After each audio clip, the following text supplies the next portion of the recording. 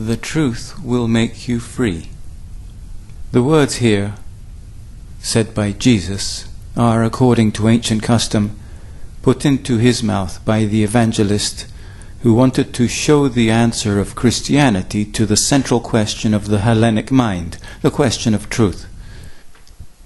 The answer is given also to us, for we too ask the question of truth. Ethics may help us to a good life, but it cannot help us to truth. Religion may produce deep emotions, but it should not claim to have truth. Only science gives us truth. It gives us new insights into the way nature works, into the texture of human history. There is no freedom where there is ignorant and fanatical rejection of foreign ideas and ways of life. There is not freedom but demonic bondage where one's own truth is called the ultimate truth. The truth which makes us free is neither the teaching of Jesus nor the teaching about Jesus. Those who have called the teaching of Jesus the truth have subjected the people to a servitude under the law, and most people like to live under a law. They want to be told what to think and what not to think. And they accept Jesus as the infallible teacher and giver of a new law. But even the words of Jesus, if taken as a law, are not the truth which makes us free.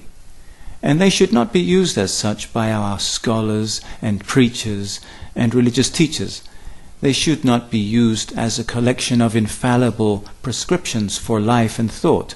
They point to the truth, but they are not a law of the truth, nor are the doctrines about him the truth that liberates.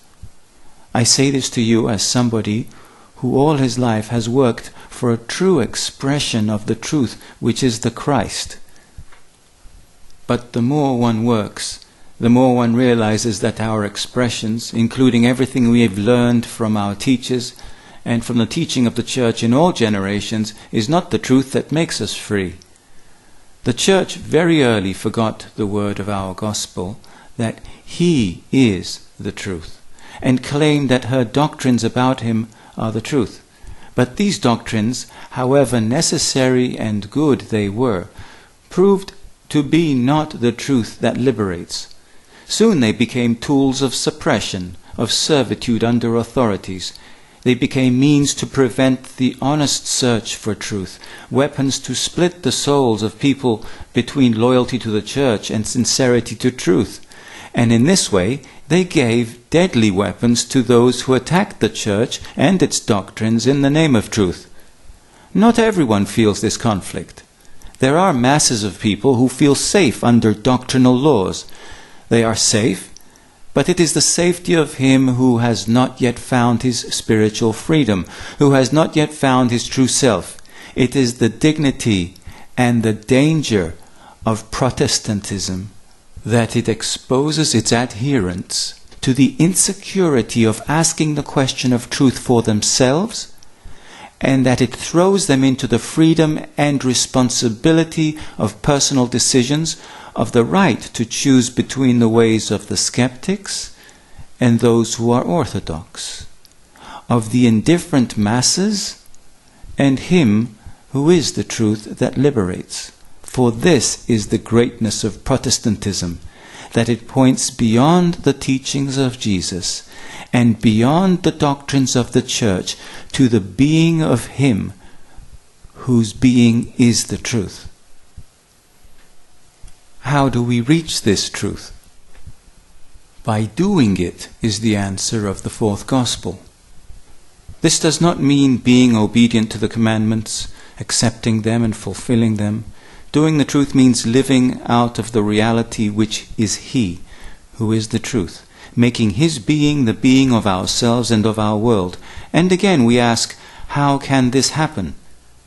By remaining in him is the answer of the fourth gospel. In other words, by participating in his being. Abide in me and I in you, he says. The truth which liberates is the truth in which we participate, which is a part of us and we a part of it. True discipleship is participation. If the real, the ultimate, the divine reality which is his being becomes our being, we are in the truth that matters. He who asks seriously the question of the truth that liberates is already on his way to liberation. He may still be in the bondage of dogmatic self-assurance, but he has begun to be free from it. He may still be in the bondage of cynical despair, but he has already started to emerge from it. He may still be in the bondage of unconcern about the truth that matters, but his unconcern is already shaken. Many at all times and in all places have encountered the true reality which is in him without knowing his name, as he himself said. They were of the truth, and they recognized the truth, although they had never seen him who is the truth. And those who have seen him, the Christians in all generations, have no guarantee that they participate in the truth which he is. Maybe they were not of the truth. Those, however, who are of the truth and who have encountered him who is the truth have one precious thing beyond the others. They have the point from which to judge all truth they encounter anywhere. They look at a life which never lost the communion with the divine ground of all life, and they look at a life which never lost the union of love with all beings.